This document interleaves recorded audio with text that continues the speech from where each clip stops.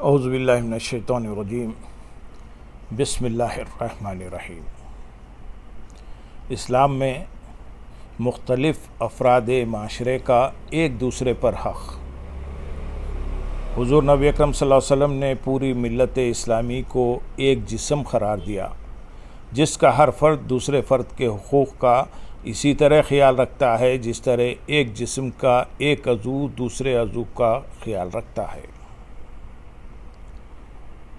حضرت نعمان بن بشیر رضی اللہ تعالیٰ عنہ کا بیان ہے کہ رسول اللہ صلی اللہ علیہ وسلم نے فرمایا کہ تم مسلمانوں کو دیکھو گے کہ وہ ایک دوسرے پر رحم کرنے، دوستی رکھنے اور شفقت کا مظاہرہ کرنے میں ایک جسم کی طرح ثابت ہوں گے۔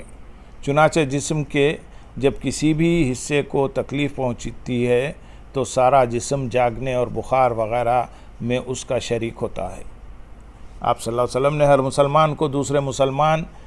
بھائی کے سماجی، معاشرتی، اقتصادی اور دیگر حقوق کی ادائیگی کی تلقین فرمائی اور ایک ایسا معاشرہ قائم کرنے کی ترغیب دی جس میں ہر فرد دوسرے فرد کے حقوق ادائیگی کے لیے کمر بستہ ہو۔ ایک مسلمان کے دوسرے مسلمان پر 6 حقوق ہیں۔ جب اسے ملے تو السلام علیکم کہے، جب وہ دعوت دے تو اسے قبول کرے، خیر خواہی طلب کرے تو اس کی خیر خواہی کرے، جب چھینک مارے اور الحمدللہ کہے تو یہ یرحمک اللہ کہے، جب بیمار ہو تو اس کی عیادت کرے اور جب مر جائے تو اس کے جنازے میں شامل ہو۔ آپ صلی اللہ علیہ وسلم کے قائم کردہ معاشرے میں مفاد عامہ سے متعلق شے پر کسی بھی شہری کے حق کی نفی نہیں کی جا سکتی، بلکہ ہر فرد دوسرے فرد کے اس نوع کے حق کا احترام کرے گا۔ روایت ہے کہ حضرت عائشہ صدیقہ رضی اللہ تعالیٰ عنہ سے انہوں نے عرض کیا، یا رسول اللہ صلی اللہ علیہ وسلم، کون سی چیز ہے جس کا معنی کرنا حلال نہیں؟ فرمایا، پانی، نمک اور آگ۔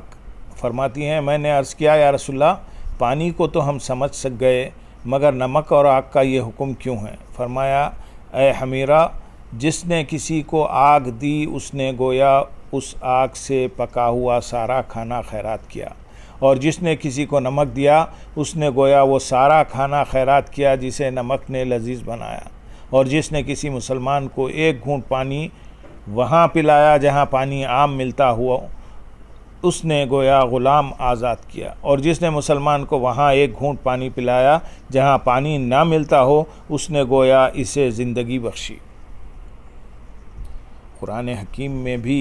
ایک مسلمان کے دوسرے مسلمان پر حقوق کو نہ صرف بڑی تفصیل سے بیان کیا گیا ہے بلکہ ان کی کمال ادائیگی کی ترغیب و تلقین بھی کی گئی ہے۔ ملت اسلامیہ کے جسد واحد ہونے کے تصور کو قرآن حکیم نے یوں بیان کیا ہے۔ سورۃ الحجرات آیت نمبر 10 میں ارشاد ہے، بے شک مسلمان تو آپس میں بھائی بھائی ہیں، پس اپنے 2 بھائیوں کے درمیان صلح کرا دو اور اللہ سے ڈرتے رہو تاکہ تم پر رحم کیا جائے۔ اگر مسلمان ایک دوسرے کے بھائی بھائی ہیں اور ایک ہی جسم کی مانند ہیں تو ان کا کوئی بھی حصہ دوسرے حصے کی تکلیف اور پریشانی سے بیگانہ نہیں رہ سکتا۔ قرآن حکیم میں سورۃ انفال آیت نمبر 72 میں ارشاد باری تعالیٰ ہے، بے شک جو لوگ ایمان لائے اور انہوں نے اللہ کے لیے وطن چھوڑ دیے اور اپنے مالوں اور اپنی جانوں سے اللہ کی راہ میں جہاد کیا، اور جن لوگوں نے مہاجرین کو جگہ دی اور ان کی مدد کی، وہی لوگ ایک دوسرے کے وارث ہیں۔ اور جو لوگ ایمان لائے مگر انہوں نے اللہ کے لیے گھر بار نہ چھوڑیں تو تمہیں ان کی دوستی سے کوئی سروکار نہیں، یہاں تک کہ وہ ہجرت کریں، اور اگر وہ دین کے معاملات میں تم سے مدد چاہیں تو تم پر ان کی مدد کرنا واجب ہے، مگر اس قوم کے مقابلے میں مدد نہ کرنا کہ تمہارے اور ان کے درمیان صلح و امن کا معاہدہ ہو، اور اللہ ان کاموں کو جو تم کر رہے ہو خوب دیکھنے والا ہے۔ دوسرے مقام پر سورۃ آل عمران آیت نمبر 103 میں ارشاد باری تعالیٰ ہے، اور تم سب مل کر اللہ کی رسی کو مضبوطی سے تھام لو اور تفرقہ مت ڈالو، اور اپنے اوپر اللہ کی اس نعمت کو یاد کرو جب تم ایک دوسرے کے دشمن تھے تو اس نے تمہارے دلوں میں الفت پیدا کر دی اور تم اس کی نعمت کے باعث آپس میں بھائی بھائی ہو گئے، اور تم دوزخ کی آگ کے کنارے پر پہنچ چکے تھے، پھر اس نے تمہیں اس گڑھے سے بچا لیا۔ یوں ہی اللہ تمہارے لیے اپنی نشانیاں کھول کر بیان فرماتا ہے۔ قرآن حکیم میں بیان کردہ ایک مسلمان کے دوسرے مسلمان پر حقوق کا دائرہ صرف اخلاقی یا سماجی معاملات تک ہی محدود نہیں، بلکہ زندگی کے معاشی، اقتصادی اور دیگر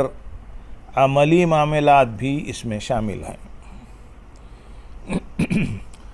سورۃ البقرہ آیت نمبر 275 میں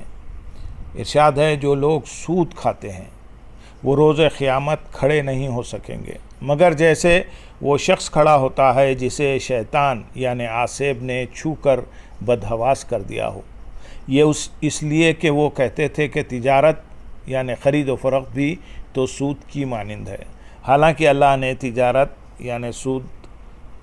سوداگری کو حلال فرمایا ہے اور سود کو حرام کیا ہے۔ پس جس کے پاس اس کے رب کی جانب سے نصیحت پہنچی وہ سود سے باز آ گیا تو جو پہلے گزر چکا وہ اسی کا ہے اور اس کا معاملہ اللہ کے سپرد ہے، اور جس نے پھر بھی لیا سو ایسے لوگ جہنمی ہیں وہ اس میں ہمیشہ رہیں گے۔